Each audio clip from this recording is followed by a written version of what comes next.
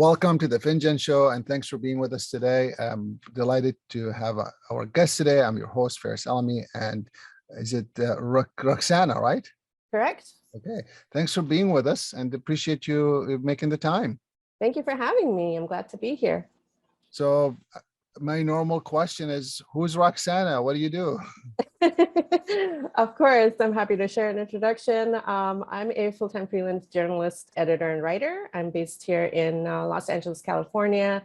My background's a little different from most folks. I was born and raised partly in India, partly in Oman, made my way here to the US in 2006. And I've been working here ever since. Very cool. Yeah, I mean, that's a whole nother episode for that. Or maybe episodes. That's a whole nother journey that we could talk about. Of course. So I would love to hear. So what are you doing now? What's your business?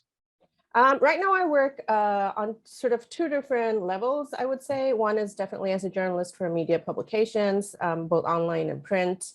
And then the other is more on communications, and marketing. That would be more for businesses and corporate clients. So that would be anything from like newsletters and blogs and websites to internal communications. And then, of course, I have my own website and magazine as well. It's called Traveler and Tourist. It's a monthly publication that I put out on my own. So those are a few things I work on. Just few small things, right? Few small things, just to keep the wheels going. Just kidding. So why did you start doing it on your own? Why did you start a business? Starting the business actually came about with a couple of different factors. One of them, the prime factor being the 2008 recession. That is around when I was looking for a job, when I could officially look for a job in the US after getting all my paperwork in place. And it just so happened that no one was hiring at that time. So what I ended up doing was picking up a couple of small different gigs that I could do through the week, trying to figure out where is the need and where will people hire. And in the process, I ended up picking up doing freelance writing. And of all the different things that I was trying, it was freelance writing that kind of sustained through the next 2 or 3 years. And so when things picked up again, it automatically became something that I chose to continue doing. So it kind of came from around there. But of course, if you're not good at what you do, you're very quickly going to find out that you can't really sustain it. So for me, I loved working with words, and this was a business that picked up for me. So I kind of chose to stick with that. Fantastic. Yeah, I mean, a lot of times people think entrepreneurs choose that route. Sometimes you're forced to it. I happen to be one of the similar scenario where I was forced to be an entrepreneur. It wasn't really a choice. Yes. And there's a lot of fine tuning that happens too. You think that there's certain things that work, you kind of tweak, and then you figure out where your little niches and where you can make the most difference, I guess. Yeah. Love it. And what made you decide to start this travel magazine? Oh, the travel magazine honestly was a place to have my own voice, but not have a website, because everyone has travel websites. I was trying to do something a little different. So I do have a base as a travel website. So you can go to travelandtourist.com. You'll see a blog post there. But I do the magazine really honestly to have more of a flip magazine format that goes on a monthly basis that can have a regular subscriber base.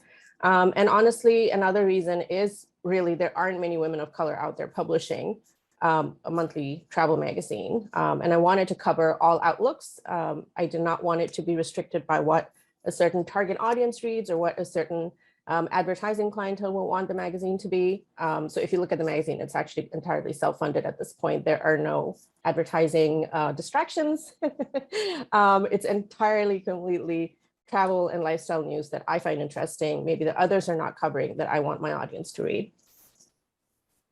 Yeah, thank you for sharing. And I also saw that you have a special recipe of some type, right? Yes, I do. And yeah, it's on there. It's on the website. Salad recipe, is that what it was? I'm trying to remember. Yes, the salad recipe book. Yeah. And that's something that happened during the pandemic. I was sharing recipes. People were showing interest in it online. And I said, you know what, this is something that I do as part of my lifestyle, living and working from home. I was doing that before the pandemic too. And so it just made more sense to share that at that time. So it had a good response. People have been downloading the book. So that's awesome. Well, yeah. Congratulations. It sounds like so many wonderful things. One question I'd like to usually ask before we take a break is, one of the things that as an entrepreneur, this, Ruksana, is ups and downs, right? Sometimes up and down the same moment, sometimes there are different times, sometimes you get a big contract and you're like, well, how am I going to do it? Or the other way around, you lose a big contract. Now you're like, what do I do now? I'd love to hear maybe just one of your down moments that you felt the world is ending. What are you going to do now?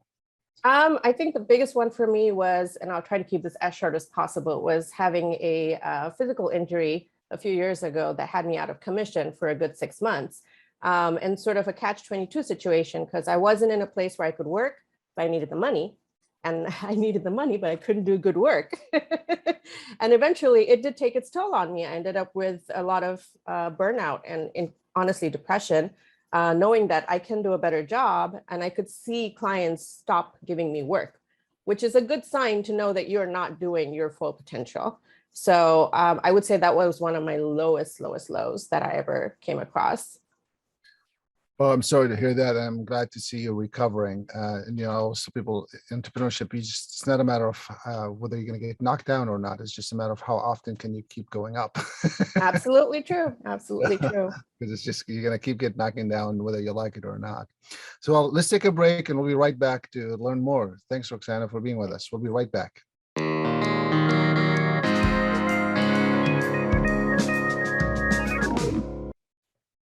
All right, welcome back, everyone. Thanks for being here, Ruksana. This is what an interesting story and the journey that you've taken from India to Oman to here, and then all the things that you've done personally. I'd love to hear a little bit more. We've talked about maybe one time down, and there are also ups, I always say. One, maybe you could share with us one of your up, down, where you felt upwards, where you felt like the world is, all under your control and you're on the top.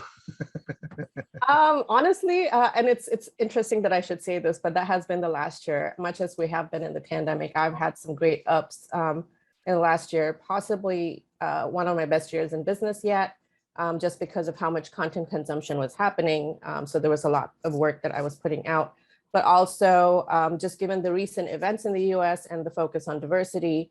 Last year, I was the recipient of 2 diversity fellowships, one in editing, both in editing, in fact, actually.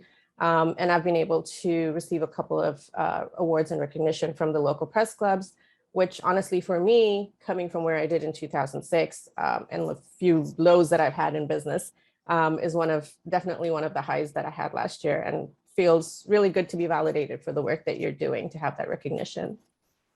Congratulations. Nothing more than a peer-to-peer Absolutely. support to show that they value the work that you do. That's awesome. That's amazing to hear, and congratulations on that. Did you have to do that virtually, I'm assuming? Yes, everything was virtual. Yes. So the good news also, people, when it's virtually, at least you could capture it because it's recorded somehow most of the time, where when you're in person, sometimes you even forget to take a photo of. That's very true. So that's great. Well, thanks for sharing that. What an amazing 2 outcomes to come in such a pandemic and a crazy time in a way. Absolutely. Yeah, it's definitely a high for me. So one of the things I learned through the discussion with lots of wonderful entrepreneurs like you is that a lot of times these things come from because of a personal story or a personal journey.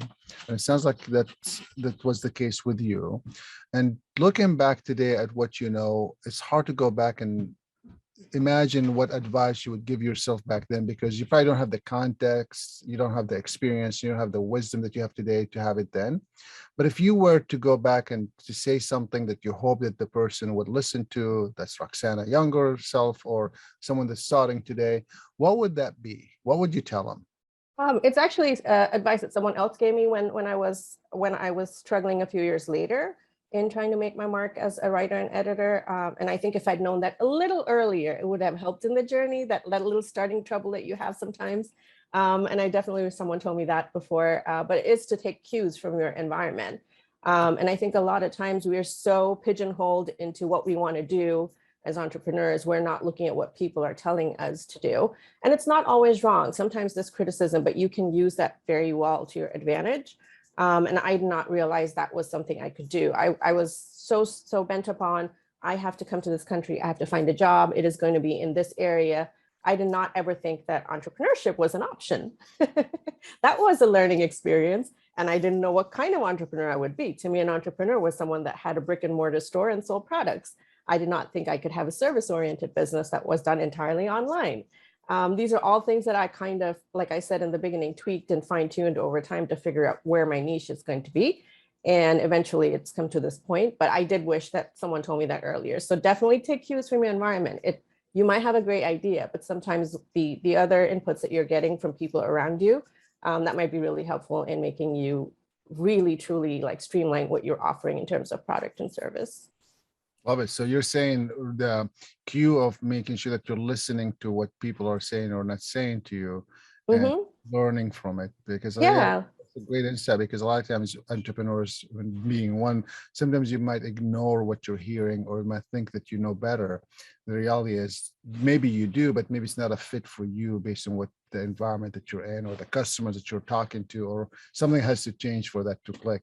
That's great insight. Thanks for sharing that. Well, clearly we can keep you here all day to discuss more. I know that you have a few more things to do, and I appreciate you making the time. Thank you so much for being with us today. Thank you so much for giving me your time. I appreciate it. And for our listeners, thanks for tuning in. I'm your host, Faris Alami, and this is the Finjan Show. Thanks for being with us. Thank you.